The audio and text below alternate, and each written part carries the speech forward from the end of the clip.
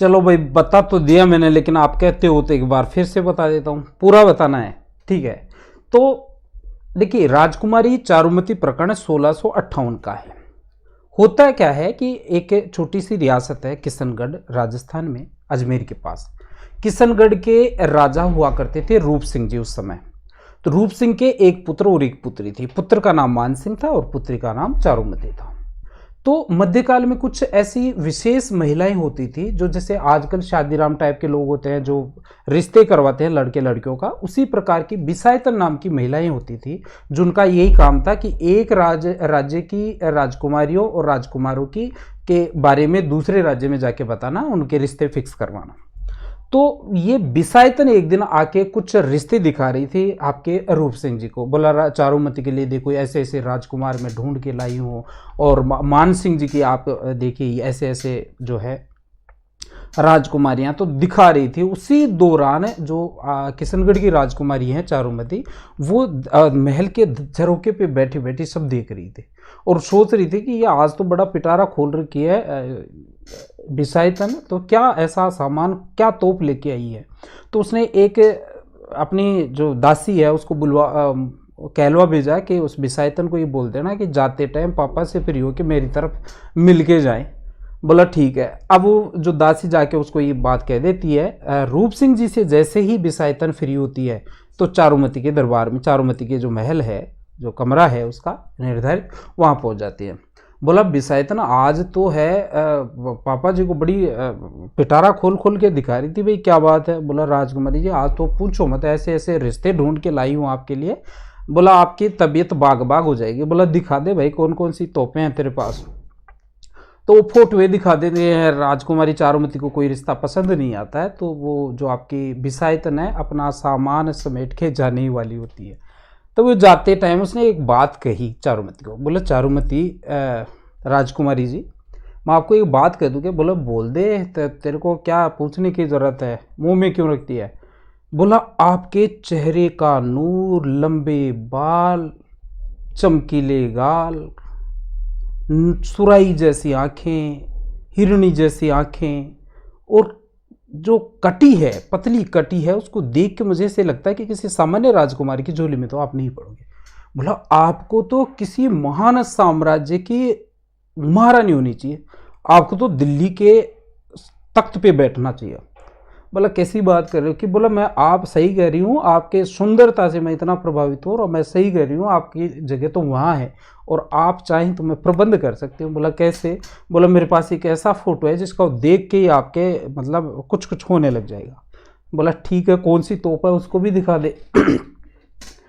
अब बिसायतन वापस बैठ जाती है। बिसायतन बैठ के टेबल पे एक लंबी चौड़ी सी फोटो बिछा देती है। बोला ये है वो तोप। बोला ये कौन है। बोला इसको नहीं जानते। बोला मैं तो नहीं जानती।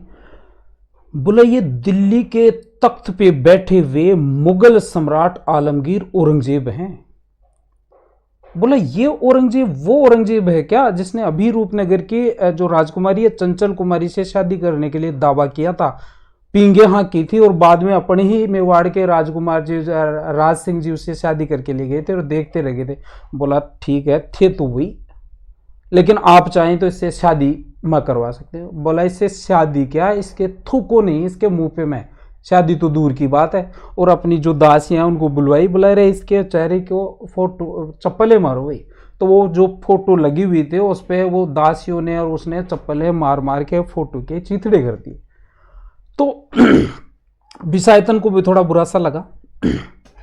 बुरा तो क्या लगा, थोड़ा अजीब लगा, लेकिन उसको समझ में आ गया कि यही तो राजपुताना है, यहाँ की ये वसुंधरा है, ये गौरव है इनका, कि यहाँ पे पैसों से नहीं, इनको प्रेम से जीता जा सकता है। बात आई गई हुई उधर। थोड़े दिन घूमते घूमते वो बिसायतन पहुंच गई दिल्ली। दिल्ली जाने के बाद में औरंगजेब का गुरूर उतारने के हिसाब से वो दिल्ली के दरबार में, दिल्ली के जो औरंगजेब के महल में चली जाते हैं, और महल में जाके औरंगजेब को नमस्ते प्रणाम करके सलाम दुआ करके बैठ जाती है। बोला महाराज मैं आपको एक बात कह दूं, लेकिन मुझे डर है कि मैं वो बात कहूँ उसके साथ ही आप मेरा सिर कलम कर दोगे। बोला ठीक है तेरी जान बख्शी, तू बता क्या कहना चाह रही है।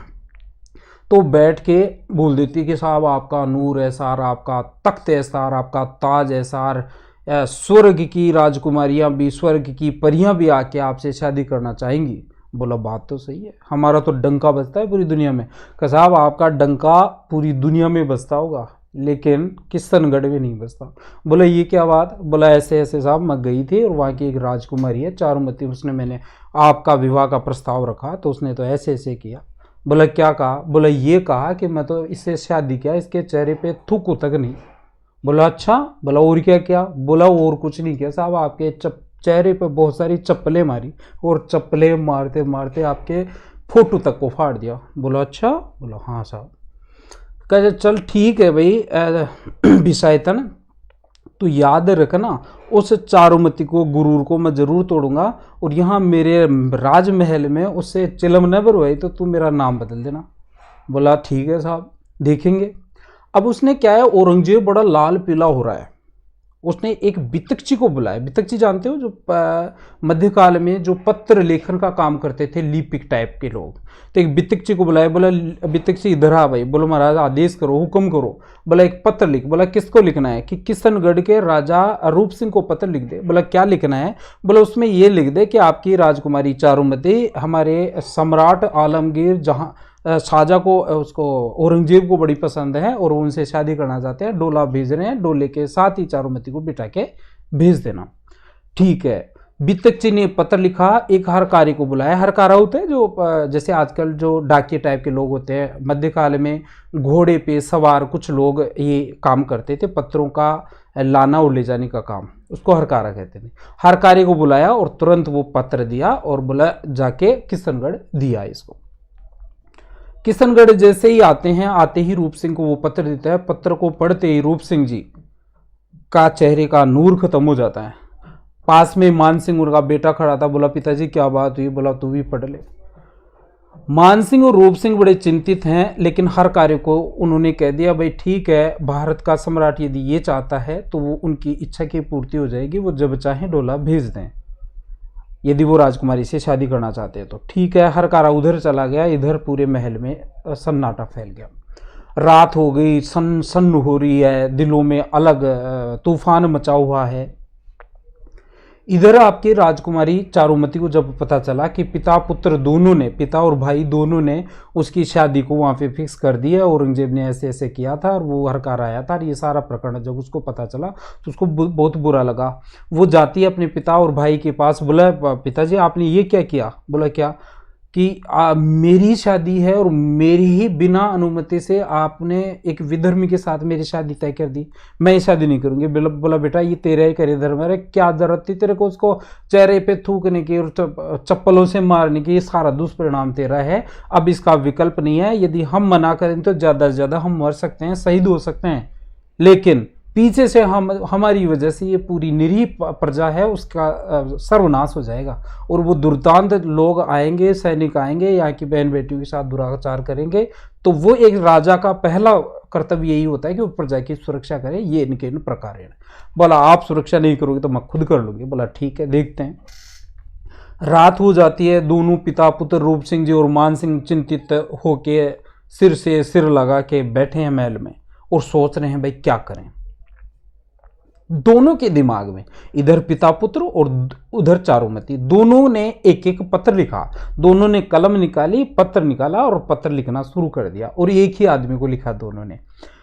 चारुमती ने पत्र लिखा किसको? राज सिंह को। और रूप सिंह जी ने भी राज सिंह। राज सिंह कौन? मेवाड़ के शासक। अब देखो दोनों की लैंग्वेज क्या है। इधर रूप सिंह जी तो लिख रहे हैं कि आप महाराज हमारे अन्नदाता हैं, आप हम आपके आश्रित हैं और ऐसे ऐसी विपत्ति आ गई है, हम आपत्ति आ गई है, आप हमारी इस राजकुमारी का धर्म की रक्षा करें, आप आएं और इसे शादी कर लें।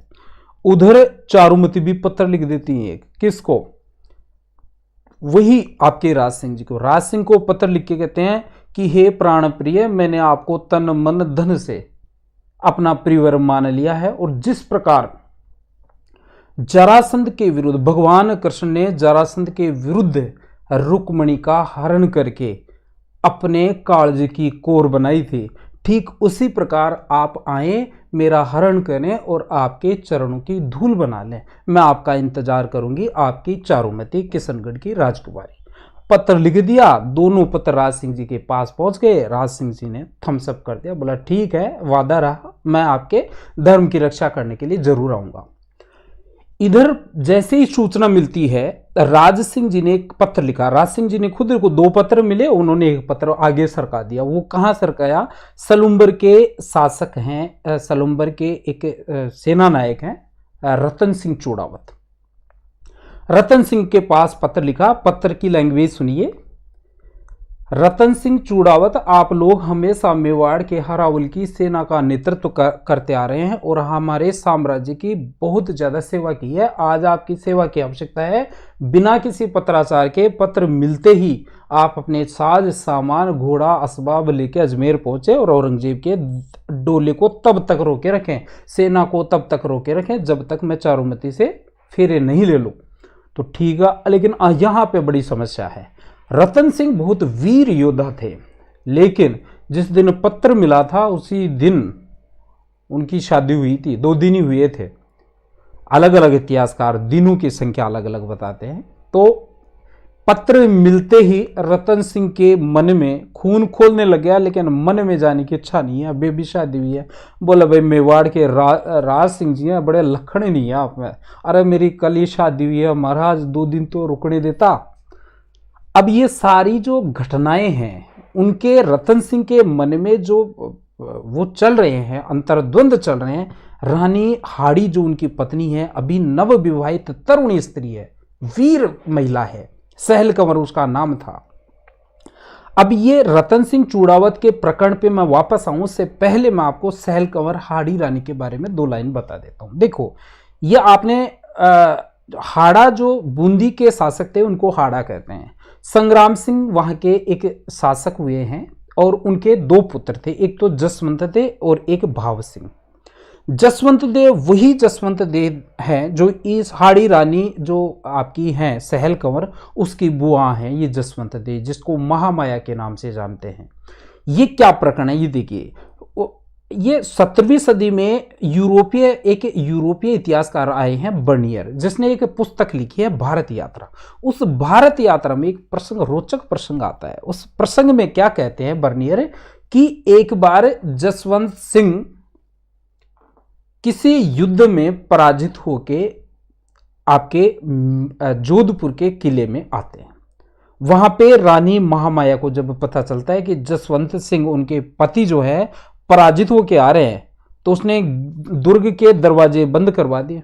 जसवंत सिंह जाके गेट पे बहुत जजेड़े लगवाता है। बोला रहा मैं जसवंत सिंह हूं, तेरा पति, खोल इसको। बोला मेरा पति जसवंत सिंह पराजित होके नहीं आ सकता, या तो उसका सिर आएगा या फिर उसकी पीठ कभी नहीं देखूंगी मैं।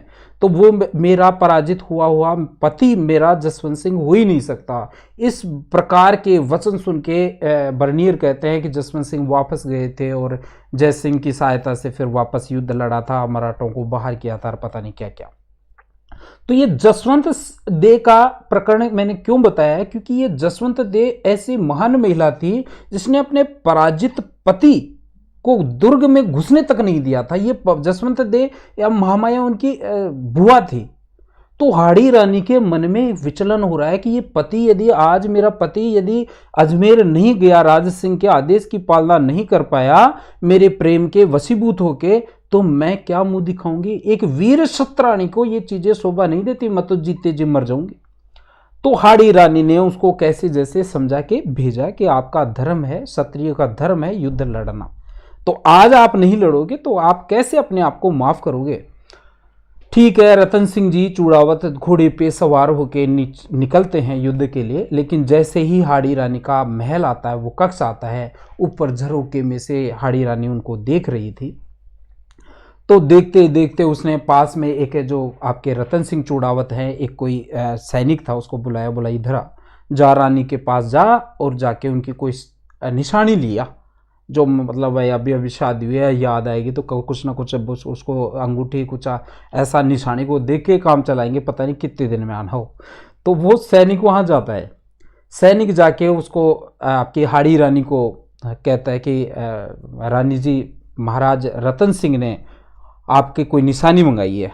बोला ठीक है। अब वो अंतर्द्वंद रतन सिंह का हाड़ी रानी बिल्कुल समझ रही थी और उसके मन में ये भावना आई कि उसकी बुआ ने इतना महान काम किया था कि हारे हुए पति को दुर्ग तक नहीं आने दिया था, दुर्ग के अंदर नहीं आने दिया था। यदि ये मेरे प्रेम के वशीभूतों के युद्ध भूमि से वापस आ गया तो मैं तो जीते जी मर जाऊंगी। तो उसने ये सोचा कि जब तक मैं जिंदा हूं तब तक ये मेरा मोहपाश से निकल नहीं पाएगा। इसलिए उसने जो भी उसके पास वो निशानी लेने आया था उसको रोका और तुरंत अंदर से तलवार शतरानी ने निकाली और एक ही वार में अपने ही गर्दन पे वार करके सिर को धड़ से अलग कर दिया। लेकिन उससे पहले उसने अपने एक दासी को बता दिया था, भाई मैं सिर का अलम करती हूँ, उसके बाद आप मेरा सिर ऐसे थाड़ में रख के रतन सिंह को भिजवा देना सेनानी के रूप में। उस समय जो ना एक कहावत प्रसिद्ध हुई जिसमें मेघराज मुकुल ने एक कविता लिखी है, बहुत प्रेरणास्पद कविता है। मेघराज मुकुल ने सेनानी नामक एक पुस्तक लिखी है जिसमें ये लिखा हुआ है, चूड़ावत मांगे सेनानी सिर काट दियो सतरानी। सिर काट के थाल में सजा के रतन सिंह को दे दिया। रतन सिंह को समझने में देर नहीं लगी कि मैंने कुछ गलत कर दिया, लेकिन वीरवर रतन सिंह चूड़ावत ने अपनी रानी हाड़ी रानी की दोनों चोटियों से बालों को सिर पे, मतलब उसको एक नर मुंड को उसको गले में लटकाया दिया और इतना पराक्रम दिखाया अजमेर जाके युद्ध में कि मतलब देखने वाले लोगों तले उस आंखों ये दांतों तले अंगुलियां दबा दी और औरंगजेब की सेना को इंच भर तक आगे नहीं बढ़ने दिया। इस प्रकार सारा प्रकरण होता है और फिर मेवाड़ के राज सिंह की और चारुमती की शादी होती है। और इस प्रकार ये जो राजस्थान के इतिहास का चारुमती प्रकरण है एक बहुत रोचक प्रकरण है और पढ़ने में जितना आनंद आता है सुनाने में उससे भी ज़्यादा आनंद आता है। तो ये आपका चारुमती प्रकरण था। आपको अच्छा लगा हो तो इसको लाइक करें, शेयर करें और इसी प्रकार के वीडियो प्राप्त करने के लिए आप चैनल को सब्सक्राइब करें। आज के लिए बस इतना ही, फिर मिलेंगे किसी दूसरे वीडियो के साथ। तब तक नमस्ते, धन्यवाद।